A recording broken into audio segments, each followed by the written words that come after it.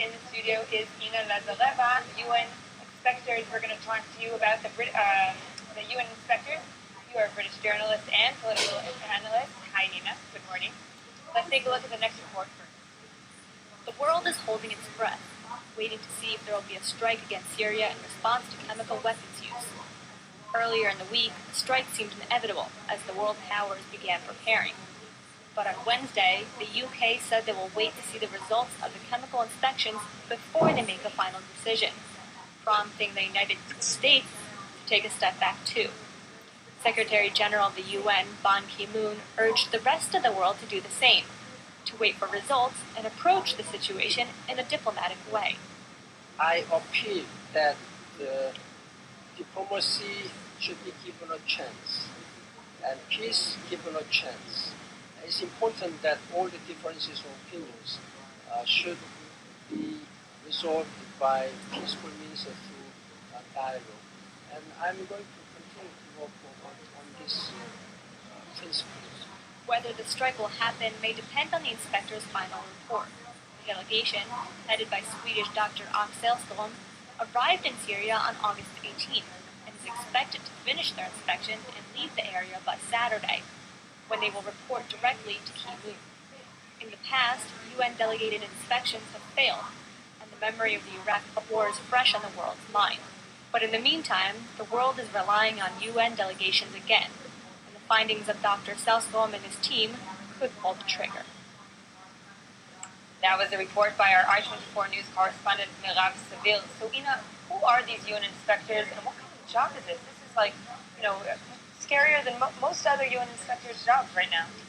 Very risky job at a very risky time. But these are inspectors drawn from two organizations. One is the World Health Organization, and the other one is the Organization for Prohibition of Chemical Weapons. So, of course, they have a huge interest to be there right now and see what's going on the ground.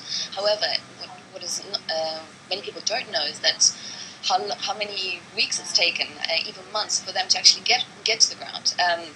The UN, and particularly the permanent three members of the UN Security Council, the UK, France and the US, have been pushing for the UN to go into Syria and inspect and see what's going on there. However, Syria has been trying to delay this with many tactics. So finally they got there. And what are they doing there? They're going to various sites. And they're dodging fire, first of all. Dodging fire, exactly. Yes, but they're going to various sites trying to collect samples of human tissue, hair, blood samples, visiting victims in hospitals trying to work out what's going on. However, as you just said, in doing so, they've faced a lot of attacks. Why? There's been a key development that's happened whilst they were actually on the ground. Before they got to Syria, the mandate agreed with Assad was that they would inspect certain sites as agreed on by Syria and the UN. When they got there, on the 21st of August, the incident happened that we're all talking about, the hundreds and hundreds of casualties as a result of an alleged chemical attack. This changed everything. The inspectors went straight to that site and were attacked en route and have now been collecting samples from there. And the entire world is really looking to their reports. And I think if you look back at history and other wars where the West intervened, such as Iraq, such as Kosovo, the UN wasn't as big of a player as it is today. Exactly. With Britain voting no, they're all looking for that report. It's the report is effectively going to have the role of a smoking gun. Prior to the Iraq war, the situation was different, but what happened in Iraq changed everything. Now, everyone is very much aware that two things are most important. One is Western public opinion, and that's a problem right now in the permanent three members of the Security Council, France, UK, and the US. Less than 50% of the public support military action still. The other basis that's very important is the legal basis.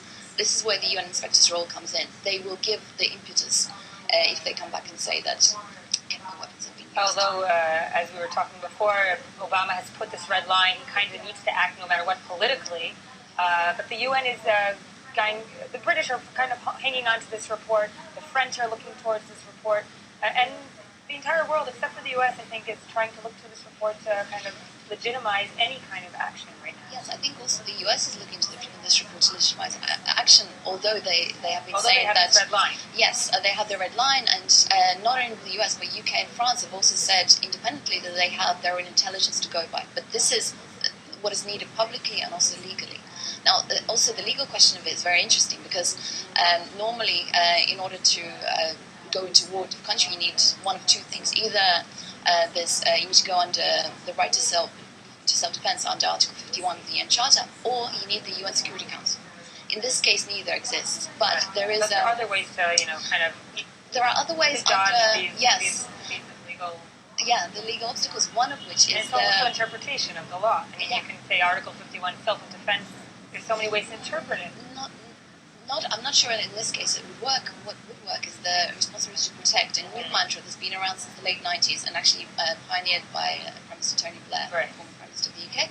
And very interestingly, UK yesterday issued a legal opinion saying that if a UN Security Council resolution is not available, then it would be possible to act anyway on a humanitarian basis because of the responsibility of the right to protect, to avert further humanitarian catastrophes. Although history will show you that responsibility to protect, I mean, this is an argument that's always brought up on international relations kind of forums. Has it really worked? Is it really a doctrine that has, has evidence that shows that this is a good doctrine, this has worked? Look at Kosovo. How many people died after the humanitarian intervention started? Well, obviously it's a very new doctrine and mantra, and it's been around since the end of the 90s. It hasn't had a lot of time yet, but there have been some positive examples of it working. So it remains to be seen whether this can be done in Syria or not. What's the timetable now for the UN inspectors? Yes, well, they're finishing up today, and they're due to leave tomorrow, pending anything else happening on the ground. Then, initially they were supposed to take a bit longer time to release their report, and now the UN Secretary General of the UN has mandated they release an early report that will probably be released on Monday or so. So, very, very short timetable. Very short timetable. Yes. Very, very tense weekend ahead in this region right now here in Israel. Thank you very much, Inna, for joining us this morning. And after the break, scientists grow mini brains from stem cells. Yes, we'll talk about that. And we have new life on Mars. We'll also talk about that. But first, let's hear some more of this morning's headlines.